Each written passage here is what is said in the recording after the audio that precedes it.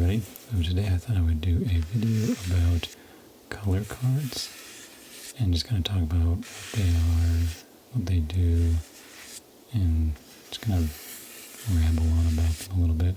So I have a few different types and a few different sizes. So I'll pull out this big one real fast and then show you the smaller one it's kind of the same thing as the other one. So this one is actually in the wrong sleeve cover. This one I'll show you in a second. It looks basically just like this. But this one's in the wrong cover. I'm sure the original one got lost a little while ago. So this is a larger size. And this one over here is a smaller kind of pocket size. And I do have within this another type of white balance card. And then I'll put this up here kind of out of frame. Right over here is a color checker passport. So this one's, I think this one here, and this one over here, and this one over here are kind of more like pocket-sized color checkers. This one sometimes has clicky hinges. So this one here has these little hard plastic kind of casing for it. And there's a color checker kind of classic right here that mimics this one and this one here. And there's also another style here on the left side. And then if you open up the thing again, see if I can do it without making too many clicky sounds that are too loud and annoying. So a few of these clicks were a little loud, so I kind of skipped past them. But on this side here is a gray card, which is basically the same thing as this gray card. They kind of all are like a measurement system for exposure and color.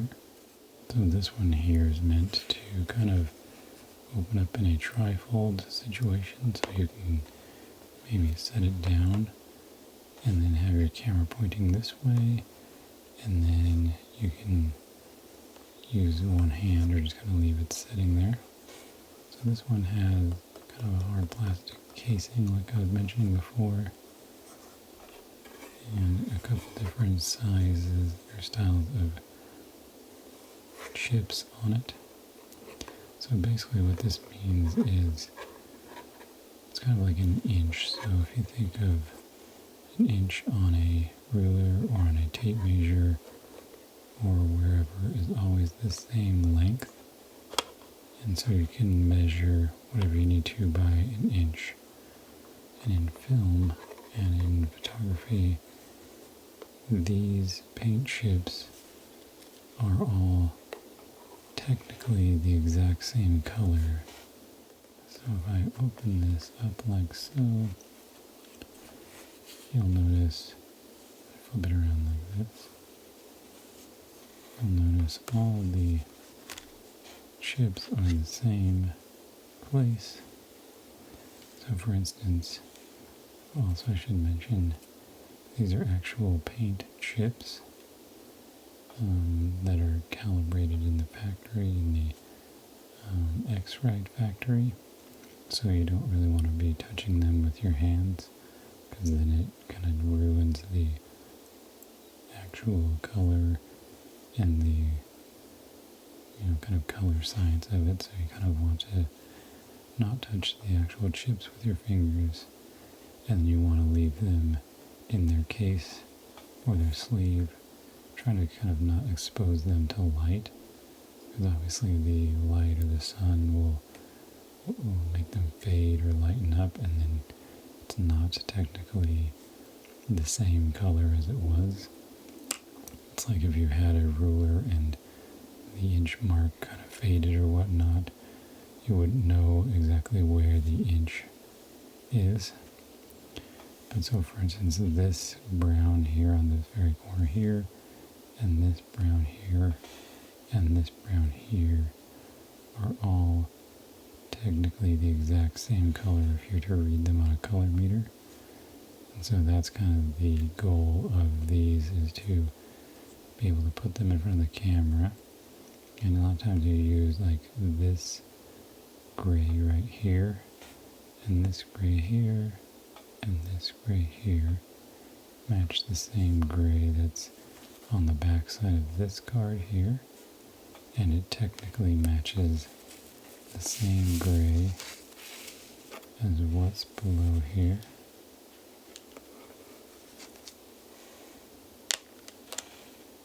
So these all line up, so when you put it in front of your camera and you say this is gray, your camera knows to set the white balance to that. So in physical space it knows this is gray, it changes the color to what is accurately gray in the real world, or vice versa, whatever color you're using, what is accurately that color in the real world, your camera will then know what color to set it to. And so these are just kind of varying sizes. These small ones here are for the more pocket size, a lot of times more for photography, because in photography you can kind of hold this further away from the camera. The images on, or the resolution on a camera, a photo camera, is a little bit higher and can be zoomed in, and you can easily see these paint chips and select them. Whereas in video it's a little bit tougher, so sometimes they'll use the larger ones. And then sometimes in photography you'll use the larger ones as well, because maybe you're shooting a larger set and you're really, really far back, and it just helps sometimes to have a larger color, or a larger size. So for the paint, or the rose on the bottom here, you have black, like solid black, in a grayscale, all the way to solid white.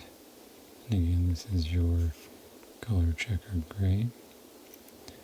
And then you have a CMYK, so cyan, magenta, and yellow, and black, which is K. And then you have a red, green, blue, which is your RGB values. So from down here, this row is just kind of some standard colors that you find out in the world. And then down here, these are standard colors kind of in nature. So you have some skin tones right here, these two, a darker and a lighter. And then you have grass and some sky, then more sky, and then kind of this purple. I'm not exactly sure what it's for, but you have some kind of more natural kind of colors here. And then also on the bottoms of some of these, actually most all of them, you have kind of a ruler here. So if you need to do any kind of simple lens calibrations or focus calibrations, what you do is you'd set this down on the ground, and you point your lens at an angle, and then you'd focus on a certain point, and then you'd see if your lens is in focus. And if it's too far focused forward on here, you would adjust your lens or adjust your camera sensor to kind of line things up. And then on here, this is a company called YBAL, and this one's a company called the Color Checker. So they're kind of two different companies, but Color Checker is sort of industry standard, but YBAL is nice too, because Weibel is not technically a paint chip. It's more of a plastic that's dyed to be the exact color, or very, very accurate. So this one's a little bit easier to handle because you can actually touch the card a little bit more. I still generally try not to touch the inside of this square because that's where your measurement is going to be read from. And so this plastic is kind of designed to not fade as much and just more or less stay color accurate over time. And technically you're supposed to change out all these cards every year or so often if you're like really into high-end type productions, but they get kind of pricey, so a lot of times people just kind of keep them and feel like over time they last and do a pretty good job over even the years. This one here has the same kind of measurements, and there's another little kind of spirally thing here that just kind of helps with focus. And then same thing here, you have a solid black and a solid white. So this one doesn't have basically these three options here. It just has the farthest black, farthest white, and the grayscale. This one also has a bullseye in the middle, and then these two holes here, or if you wanted to kind of hang it from a little S-hook or a lanyard or something.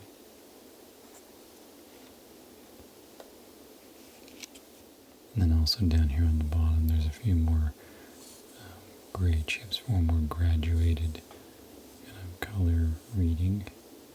And then down here you have kind of another white balance style where if it's more like a winter's day and it's really blue, or if it's a warmer color day, you can choose a different kind of value of gray, if you will. And same thing here, if it's like sunnier or more overcast, you can kind of choose to kind of warm up or cool down the images based on these type of grayscale readings. And then down here is just kind of a few extra colors for if you need those type of color readings.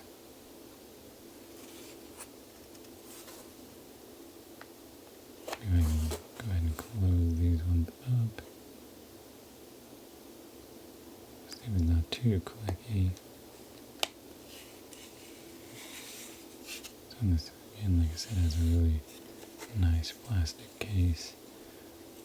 This is the one I carry around most of the time.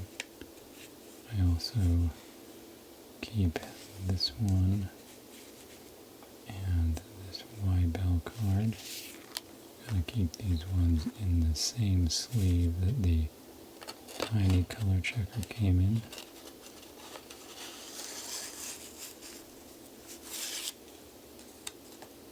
Just so I can kind of keep them together. So I generally have this on me when I do photo shoots all the time. And I have this one just kind of in another pocket just in case I misplace this one or lose it. Because when I do photography, I like to be as color accurate as I can. And generally you'll take a photo and put one of these in there, check your white balance against it, and then if you feel like you can change the color to whatever taste or feel you like. But it's nice to have a good reading at first, and then you can change based on what you like. I'll slide that back in its case, and then we'll set that aside. And then this one here has already been taken out of its case. This one is more for just exposure, where you have just a gray, black, and white. So you can kind of just hold this up and just read the exposure rather than the color. I should also note that these don't really have anything on the back. They all have this same print on the back. And then these things here are also rows of paint. So again, you kind of want to and try to avoid touching these as much as you can on the actual paint. Through here there is some plastic which you can handle. And also I should mention these little X's here on each of the corners, because in some softwares you can actually tell the software what this is and line it up. This one and that other one I showed before, you can line it up, and the software will just kind of read the paint chips automatically and do its color adjustments, and you can kind of choose a few different presets via the color card you've inputted in there. It's kind of handy. So this one is more for exposure, but again it has the same white, gray, and black as these ones do, so it should be color accurate for everything you read. And then this one here is, they say mainly for video, but you can also use these for photo if you like.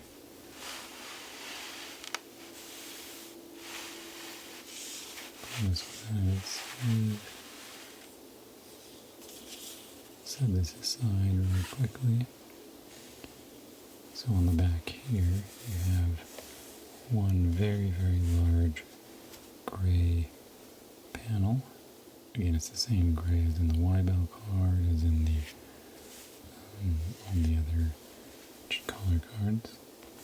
It also has your crosses on the side and your ruler on the bottom. So it's just a large gray square.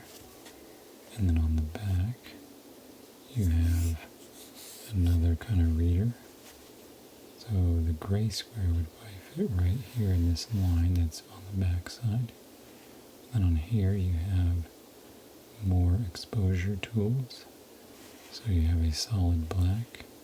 This one actually has a mirrored finish. It's more of a colored plastic than it is a colored paint.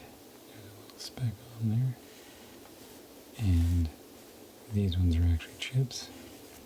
I haven't researched a whole ton into this because I don't do video a lot these days.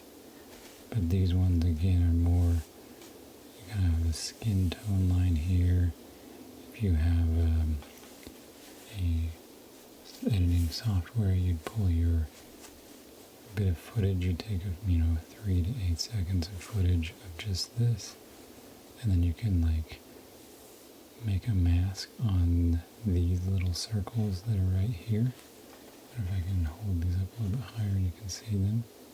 So there's circles around these, basically skin tones, and then you would use a thing, kind of a measuring tool in the software called a vector scope, and you would make sure these all kind of line up on the vector scope line. And then here you have another row of grayscale, kind of more graduated grayscale for reading on a waveform monitor. And then over here you have your color. And then in your same vector scope you have a couple of different points that match up to the same colors. It's your cyan, magenta, yellow, your black here, your white here. Again, you don't really use those in the vector scope because they're more color based rather than exposure based. But you square off these with a mask, and then you take kind of a reading, or you just kind of look at the vector scope and see where the colors lie. You can go into like some color curves and like move things around and make sure these things are sitting within the vector scope reading that they need to be sitting. And then over on this side is kind of a less saturated version for the less saturated reading in the vector scope. So you can use this thing for video a lot easier than you can the other ones, because they have these particular color chips and kind of settings, if you will, on this to work more easily in video. far as I've seen, I haven't noticed any smaller versions of the video one. And again, a lot of that's because with your video frame when you record, so if you do a 4K resolution recording, you would set your card up pretty close to filling the frame, but also staying within your light that you have set up on set. So sometimes that can be close to the camera lens, sometimes that farther back.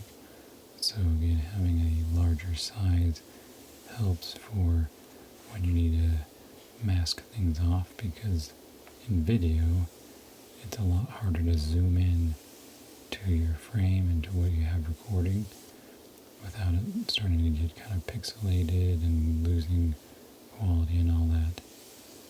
So as far as I know, these are kind of how these things work. There are probably a few things that I might have gotten wrong or slightly inaccurate, but generally this is, in my knowledge, kind of how these all work. So I just kind of wanted to do a quick video on the little color cards. And I hope you guys really enjoyed this. Just kind of do a few little bits of kind of tapping and touching on these as I kind of close out this video. So I hope you guys have a